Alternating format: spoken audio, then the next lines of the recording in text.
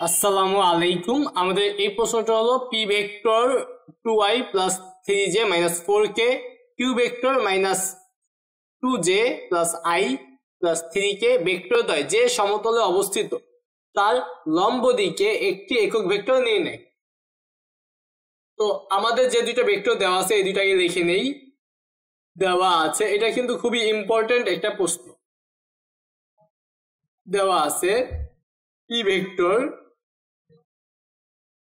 2i plus 3j minus 4k, তারপর Q vector আগে minus 2j দিছে, খেয়াল রাখতে হবে কিন্তু, প্লাস i প্লাস 3k। এই দুটা ভেক্টর যে সমতলে অবস্থিত তার লম্ব দিকে একটি একক ভেক্টর নির্ণয় করতে বলছে। তাহলে এই দুটা ভেক্টর যে সমতলে অবস্থিত তার লম্ব দিকে যে ভেক্টর সেটাকে নির্ণয় লিখবো। এখানে P vector O Q vector যে সমতলে আছে,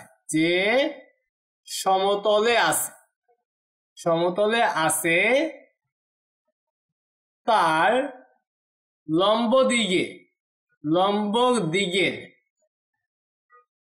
ভেক্টর সি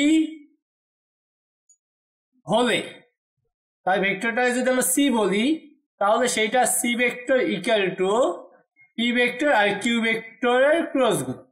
মানে আমাদের এই পি কিউ এর যে সমতলে অবস্থিত তার লম্ব দিকে যে ভেক্টরটা সেটা হলো এই পি ভেক্টর আর কিউ ভেক্টর ক্রস গুণন করলে যা পাবো সেইটা।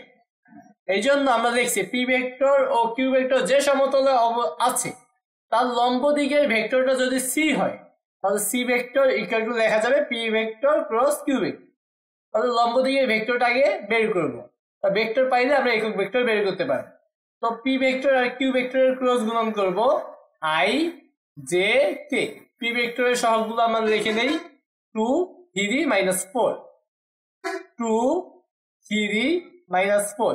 কিউ ভেক্টর দেখো এটা কিন্তু j, i এর সহগ কিন্তু 1, j এর সহগ -2 আর k এর সহগ 3, তাহলে 1। এখানে i এর সহগ লিখতে হবে, এখানে j এর সহগ লিখতে হবে, এখানে k এর সহগ লিখতে হবে। ওখানে এলোমেলো দিক আর যেমনি দিক।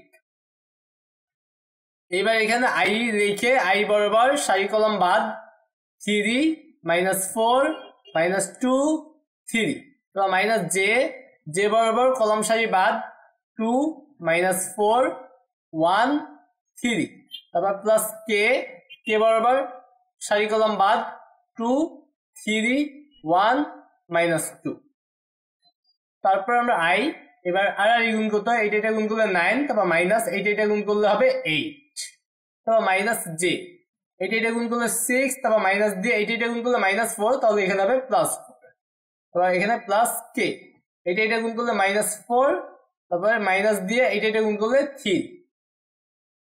তাহলে এখানে আমাদের ফলাফলটা পাওয়া যায় বিয়োগ করলে 1, তাহলে 1 এর সাথে i গুণ করলে i, এটা 10, তাহলে -10j, এটা হলো -7, তাহলে -7k। ওকে, তো একক ভেক্টর আমরা এই ভেক্টরটার নাম দিছি সি ভেক্টর। সি ভেক্টরের একক ভেক্টর বের করতে গেলে সি ভেক্টরের মান লাগবে। এবার সি ভেক্টরের মান এবং এই ভেক্টরটার মান বের করব, সি ভেক্টরের মান। তাহলে i এর সহগ হলো 1, তাহলে 1 স্কয়ার, তারপর প্লাস j এর সহগ -10, তাহলে -10 স্কয়ার, প্লাস k এর সহগ -7, তাহলে -7 স্কয়ার। তাহলে এখানে হবে 1, এখানে 100, এখানে 49। তাহলে এখানে আমরা ফলাফল পাইতেছি √150। ওকে, √150 আমাদের অ্যান্সারটা চেক দেই। ঠিক আছে, একদম পারফেক্ট, ভালো মান পাইতেছি। এইবার লিখব সুতরাং একক ভেক্টর বা সি এর একক vector equal to C vector divided by C ভেক্টরের মান। সি ভেক্টরটা আমরা পাইছি i -10j -7, i -10j -7। এমন অ্যান্সার পাইছি যেটা মনে হয় সন্দেহজনক।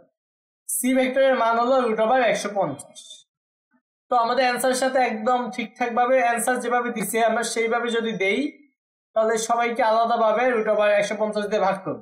আই এর সহগ কত 1, তাহলে আমরা দেখতে পাই 1/√150 আই, তারপর মাইনাস দিয়ে 10 ডিভাইডেড বাই √150 জে, তারপর মাইনাস 7 ডিভাইডেড বাই √150 কে। তাহলে আমরা একক ভেক্টর পেয়ে গেছি। তো এটা অ্যান্সার কি ঠিকঠাক আছে? একদম পারফেক্টলি মিলে গেছে। তো আশা করি তোমরা এই প্রশ্নের সমাধানটা বুঝতে পারছো। আমাদের এই প্রশ্নটা হলো প্রমাণ করো যে A vector dot B vector whole square plus A vector cross B ভেক্টরের মান whole square equal to A square B square. তো লিখবা আমরা জানি, আমরা যা যা জানি তা একটু লিখে নেই। আমরা জানি, যদি না জেনে থাকো জেনে নাও। A vector dot B vector এটাকে আমরা জানি হলো এ বি কস থিটা। তারপরে আমরা জানি এ ভেক্টর ক্রস বি ভেক্টরের মান, এ ভেক্টর আর বি ভেক্টরের ক্রস গুণনের মানকে আমরা বলতে পারি এ বি সাইন থিটা। এই দুইটা জিনিস জানি, এই দুইটা আমাদের ব্যবহার করে এই প্রমাণটা আমরা করব। এবার লিখবো লেফট হ্যান্ড সাইড।